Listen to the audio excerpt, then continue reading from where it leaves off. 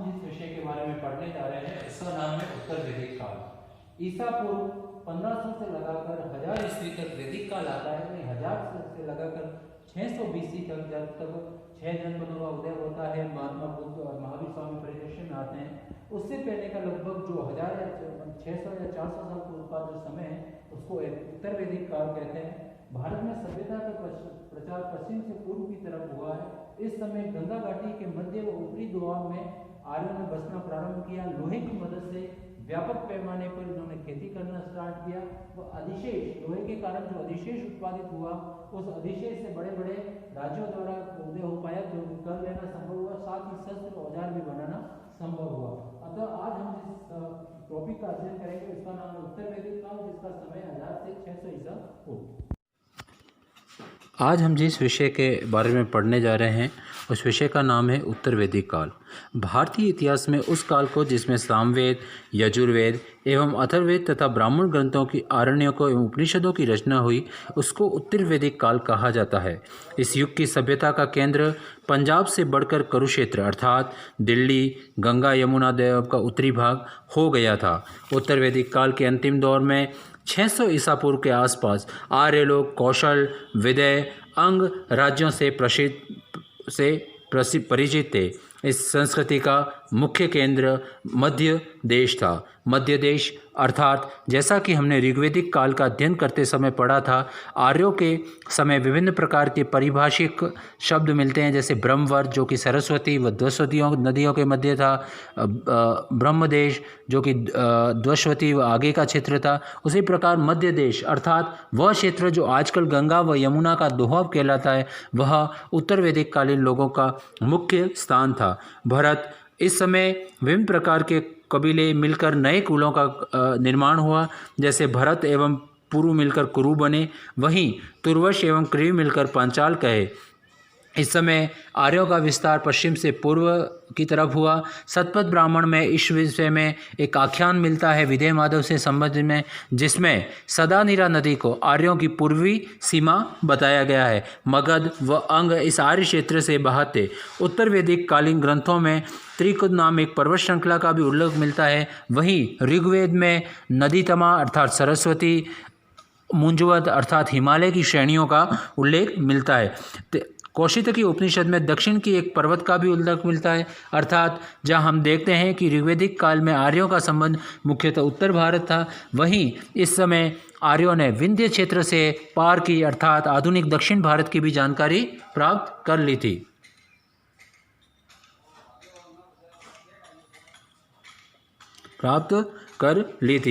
राजनीतिक व्यवस्था। ऋग्वैदिक काल में कबीले पर शासन करने वाला राजा अब उस प्रदेश पर शासन करने लगा था। साथ ही कबीले को उस कबीले के आधार पर उस क्षेत्र को उस नाम से ही जाना जाता था। इस काल में हम विभिन्न प्रकार के ऐसे राजाओं के भी उल्लेख मिलते हैं जो आध्यात्मिक चिंतन से युक्त थे, जैसे विदय का जनक, कैकेय के अश्वपति, काशी के अजातशत्रु व पांचाल के प्रवण राष्ट्र शब्द जो प्रदेश का सूचक है, पहली बार इसी काल में प्रकट हुआ। आराम में पांचाल एक कबीले का नाम था, परंतु बाद में वह प्रदेश का नाम हो गया। उत्तर वैदिक काल में पांचाल सर्वाधिक विकसित राज्य था। शतपथ ब्राह्मण में इन्हें वैदिक सभ्यता का सर्वश्रेष्ठ प्रतिनिधि कहा गया है। उत्तर वैदिक काल में राजतंत्र ही शासन का आधार था, पर कहीं कहीं पर हमें गणराज्यों के भी उल्लेख मिलते हैं। यद्यपि गणराज्यों का पूर्ण विकास बौद्ध काल में अर्थात 600 ईसा पूर्व में ही हो पाया, जिस समय हमें 16 गणतंत्रों का उल्लेख मिलता है, जिसमें काश वज्जी आदि प्रमुख थे। अथर्ववेद में परीक्षित को मृत्युलेख का देवता समा कहा गया है। वैदिक काल में मिलने वाली चारों सभाएं अर्थात सभा, समिति व विद्वत, इनमें से सभा व विद्वत में जिसमें पहले स्त्रियों का प्रवेश होता था, अब वह वर्जित हो गया था। समिति ने अपना महत्व खो दिया था। कबायली संरचना में पड़ने वाली दरार के चलते अब सभा महत्वपूर्ण हो गया था। ठीक है, इस समय विभिन्न प्रकार के करों की प्रतिष्ठा हुई थी। विभागाध्यक्षों में सेनानी, सूत, ग्रामणी, संग्रहिता, भागददु आदि का प्रमुख स्थान था। स्थपति तथा सतपति नामक दो प्रांतीय पदाधिकारियों के नाम मिलते हैं। स्थपति सीमांत प्रदेश का प्रशासक अथवा न्यायाधिकारी, वही सतपति 100 ग्रामों का शासक होता था। इस समय मिलने वाले विभिन्न प्रकार के यज्ञों में क्षेत्रीय आधार पर गठित राज्यों का हमें एक हल्का सा निर्देश मिलने लगता है। हमें हल्का सा एक निर्देश मिलने इस समय राजसूय यज्ञ सर्वप्रमुख हो गया, जिसे यहाँ राजा के राज्याभिषेक हेतु होता था। इस अनुष्ठानिक यज्ञों से प्रजा को यह विश्वास हो जाता था कि उसके सम्राट को दिव्य शक्ति मिल गई है। इसमें सोम पिया जाता था। इस यज्ञ के दौरान राजा रत्नियों के घर भी जाता था। इसी प्रकार अश्वमेध इस यज्ञ में राजा द्वारा छोड़ा गया घोड़ा जिन जिन क्षेत्रों से बिना किसी प्रतिरोध के गुजरता था, उन सभी क्षेत्रों पर राजा का एक क्षत्र राज्य स्थापित हो जाता था। अर्थात यह शक्ति का द्योतक था। राज्य यज्ञ में सर्वाधिक प्रसिद्ध और महत्वपूर्ण यज्ञ था। इसी प्रकार वाजपेयी व अग्निष्टोम यज्ञ का भी महत्व था। इस समय हमें सर्वप्रथम पंचमहायज्ञ, जिसमें ब्रह्म यज्ञ, देव यज्ञ, पितृ यज्ञ, इंद्र यज्ञ व भूत यज्ञ के विषय में भी सुनाई देता है। इस समय के सामाजिक संगठन उत्तर वैदिक काल का समाज 4 वर्णों में विभक्त था: ब्राह्मण, राजन्य, क्षत्रिय, वैश्य और शूद्र। इस काल में यज्ञ का अनुष्ठान अत्यधिक बढ़ गया था, जिसमें ब्राह्मणों की शक्ति अपार वृद्धि हुई। इस काल में वर्ण व्यवस्था का आधार कर्ण पर आधारित न होकर जाति पर आधारित हो गया तथा वर्णों में कठोरता आने लगी। समाज में अनेक धार्मिक श्रेणियों का उदय हुआ जो कठोर होकर विभिन्न जातियों में बदलने लगी। व्यवसाय अनुसंगिक होने लगे। ऐत्रेय ब्राह्मण में चारों वर्णों के कर्तव्य का वर्णन मिलता है। उत्तर वैदिक काल में केवल वैश्य ही कर चुका थे। ब्राह्मण एवं क्षत्रिय दोनों वैश्यों से वसूले राजस्व पर अपना जीवन यापन करते थे। शतपथ ब्राह्मण में एक स्थान पर क्षत्रियों को ब्राह्मण से श्रेष्ठ बताया गया है। सामान्यतः उत्तर वैदिक कालीन ग्रंथों में 3 उच्च वर्णों और शूद्रों के बीच विभाजन रेखा देखने को मिलती है, जो ऋग्वैदिक काल में प्रायः नहीं मिलती है। शतपथ ब्राह्मण में परिचक्र का उल्लेख है, जहाँ राजा के क्रय अष्टमी का अनुष्ठान किया गया था। यद्यपि इस समय हमें विभिन्न प्रकार के सामाजिक वर्णों के उदय का मिलता है, लेकिन वर्ण व्यवस्था अभी तक उतनी कठोर नहीं हो पाती।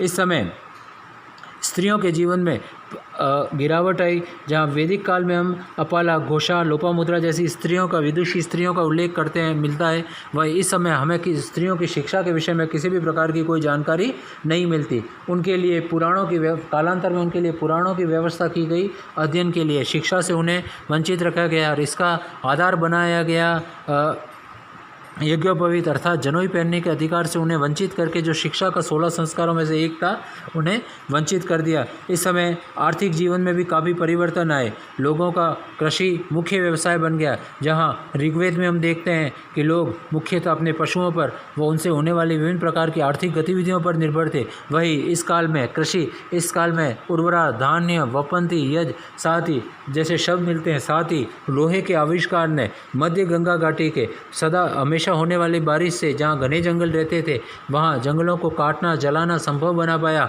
वह इससे एक नई प्रकार की अर्थव्यवस्था का उदय हुआ, जिस अर्थव्यवस्था में लोग अपनी आवश्यकता के अलावा अधिशेष का भी उत्पादन करने में समर्थ थे और इस अधिशेष के कारण राज्यों का जन्म हुआ। ठीक है, इस समय कुल, ग्राम, विश, जन, राट, खारवटी, द्रोण, संग्रहण आदि राजनीतिक इकाइयों का भी हमें उल्लेख मिलता है। धार्मिक जीवन, धर्म में इस समय मुख्य रूप से परिवर्तन आया। जहां हम ऋग्वैदिक धर्म को सरल पाते हैं, वह यज्ञों का प्रमुख पाते हैं। यद्यपि यज्ञों का महत्व इस समय भी बना रहा, पर यज्ञों में दी जाने वाली बलि व उन समय पढ़े जाने वाले मंत्रों का अत्यंत महत्व बढ़ गया। अब त्रिदेव, जैसा हमने देखा, सोम, अग्नि, वरुण, सोम और मरुत का अग्नि, सोम, वरुण और उनका प्रमुख रूप से उल्लेख मिलता है। वही इस काल में हम आगे देखते हैं कि इनका स्थान त्रिदेव लेते हैं। साथ ही 2 नए देवता पूषण व रुद्र का भी इस समय हमें उल्लेख मिलने लगता है। इस समय विभिन्न प्रकार के दार्शनिक विचारों का भी उल्लेख हमें मिलता है। इस प्रकार हम देखते हैं कि ऋग्वैदिक काल में काफ़ी परिवर्तन आए। ठीक है, इस समय 6 प्रकार के वेदांग, जिसमें शिक्षा, कल्प, निरुक्त, छंद, व्याकरण व ज्योतिष का भी उल्लेख मिलता है। उत्तर वैदिक काल के अंतिम समय में यज्ञों में अत्यधिक बलि दिए जाने या वैदिक धर्म के अध्ययन अनुष्ठानिक हो जाने से लोगों में एक प्रकार की विरक्ति का भी जन्म हुआ, जिस विरक्ति के कारण या जिसका एक प्रकार से हम दर्शन, उपनिषदीय दर्शन, औपनिषदिक दर्शन में कर सकते हैं, जहाँ पर हम देखते हैं कि धर्म के ब्रह्म रूप के स्थान पर आत्मा, ज्ञान व ब्रह्म के ऊपर विशेष ध्यान दिया गया है। जगत सत्यम, जगत ब्रह्म सत्यम, जगत मिथ्या जैसे हमें वैचारिक आंदोलन भी इस समय देखने को मिलते हैं। इस प्रकार से हम देखते हैं कि ऋग्वैदिक आर्थिक, सामाजिक व धार्मिक जीवन धीरे धीरे अब जटिलता की तरफ बढ़ने लगता है। वह यह जीवन जो पहले सरल था अब और जटिल बनता है। राज्य क्षेत्रीय कबीलों के आधार पर उनके क्षेत्रों की पहचान होने लगती है। नए राज्यों के गठन का एक आरंभ होने लगता